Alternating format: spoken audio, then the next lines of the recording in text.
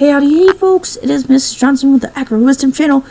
We are back, and we are reading about the murder this time in Cattle Country of Peter French by Giles French. I told you guys last time I was not going to say goodnight because we are getting to the good part of this book, okay?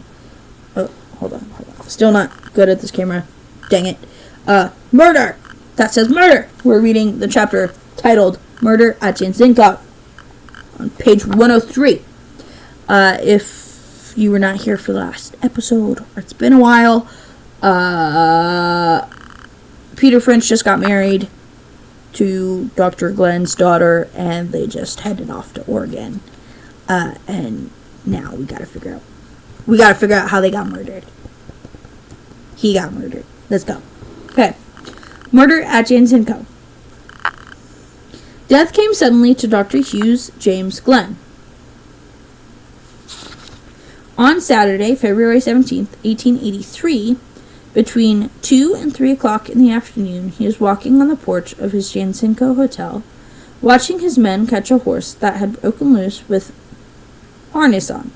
Without warning, he was shot in the head by Hiram Miller, his recently discharged bookkeeper. Dun dun dun! The charge from Miller's double-barreled shotgun tore away part of the doctor's parietal bone, above and a little behind his right ear, together with a part of his brain as large as an egg. It was a mortal wound. Well, bro died. Till the time of his death at 8:57 in the same evening, Glenn only spoke twice. He asked why the doctor hadn't come. Members of the family near enough to be summoned were at his bedside. The Oakland Tribune reported that after the shooting, Miller ran from the porch towards the brick store, then west across a field waving his gun. R.M. Coachran, a ranch foreman, and John Moran pursued him in a buggy. When the men came near the fleeing Miller and shouted for him to surrender, he pointed his gun at Coachran. Coachran was armed with a Henry rifle. Passing the lines to Moran, he shot into the ground near Miller and again asked him to surrender. Miller refused, and Coachran shot him in the leg above the knee, but Miller would not surrender. He kept his gun until Coachran threatened again, whereupon he cast his shotgun aside and was captured. He was taken to Willows for his wounds to be dressed. Dun, dun, dun. The justice of the peace placed Miller under arrest, charged with murder, and ordered him to be removed to Colusa, the county seat. There, Miller refused to talk other than to say that Coachran had done right in shooting him. The transfer of Colusa was a necessary precaution against a lynching. Miller and Glenn had been boys together, the Tribune reported, and Mrs. Miller and Mrs. Glenn had been warm friends since girlhood. Dr. Glenn had often helped provide for the Miller family when Miller was on one of his drinking sprees. He'd even set him up in business in Jansenko because Miller was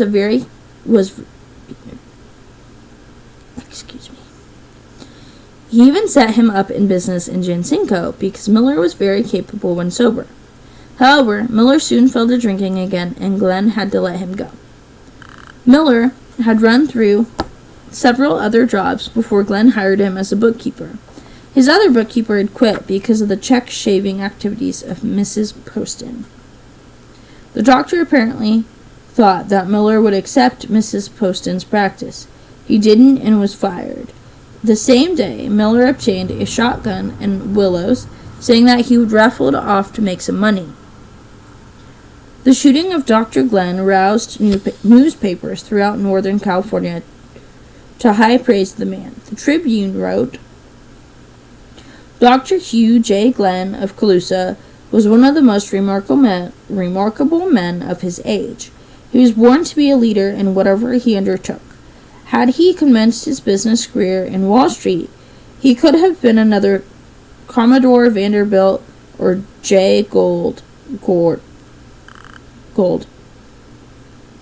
Had he started life as a merchant, he would have been another A.T. Stewart. Educated as a physician, an unexpected event made him a landholder, and in a few years he became the largest farmer on the globe,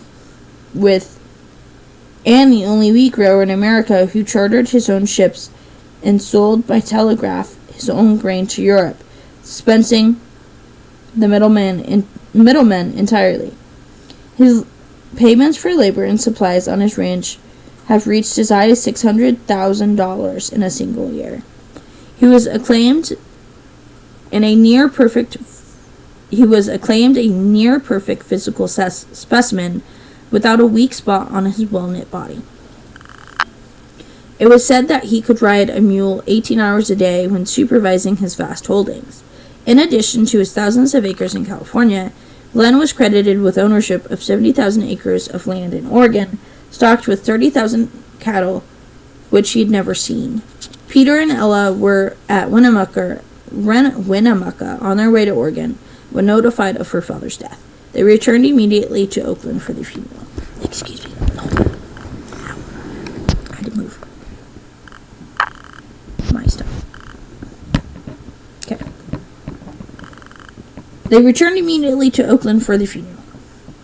The funeral of the murdered doctor on Tuesday, February 20th, was an elaborate affair held in the carved walnut rooms of his ornate Oakland home. His body was laid to rest in Mountain View Cemetery in the hills above Oakland, but was later transferred to a private cemetery in Jacinto. Glenn's estate, including real and personal property, amounted to $1,232,678, a very sizable estate to be left by anyone, and a mark of success on the part of the doctor. The bond of S.E. Wilson, the administrator, was set at $250,000. Stories circulated that the debts of the estate would exceed the assets, but none of the stories impending financial ruin impressed the family, which drew on the administrator for money every month. There is no list of Glenn's creditors at the time of his death, though there is a record that Glenn obtained a credit of $1 million from Lazard Frères of San Francisco, and also that E.C. Singletary, a moneylender to large borrowers, loaned Glenn huge sums, once receiving $70,703 in principal and interest in one payment. But Glenn's principal asset was himself. Without his personal management, there was no certainty that the business would continue or even the debts would be paid. After the funeral, Peter French returned to Oregon alone. Ella decided to stay in California to be with her mother. Family was grief-stricken and bewildered, but still determined to go on spending money as reckless as before. Ella was more like her father than any of the boys and had taken more interest in him and his work. She not only had an education superior to the average, but she also had an ambition and shrewdness to further it. Her marriage to Peter seemed to have been one of convenience. She treated it as such. With the death of her father, it also became financial security.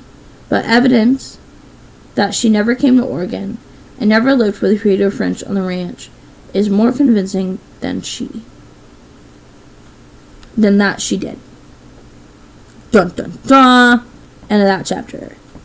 The next chapter is Law and the Hiram Miller. Pretty excited. I might be able to get through a good chunk of this book today, so that's what I'm gonna do. If you've fallen asleep, great for you. I would love for my FFA babies to get enough sleep and eat enough food and do all the things. So yeah, take care of yourself, do all the things. I hope you enjoy it. I hope you learned something, and we will see you next time for the next chapter. Thank you so much. Have a great day.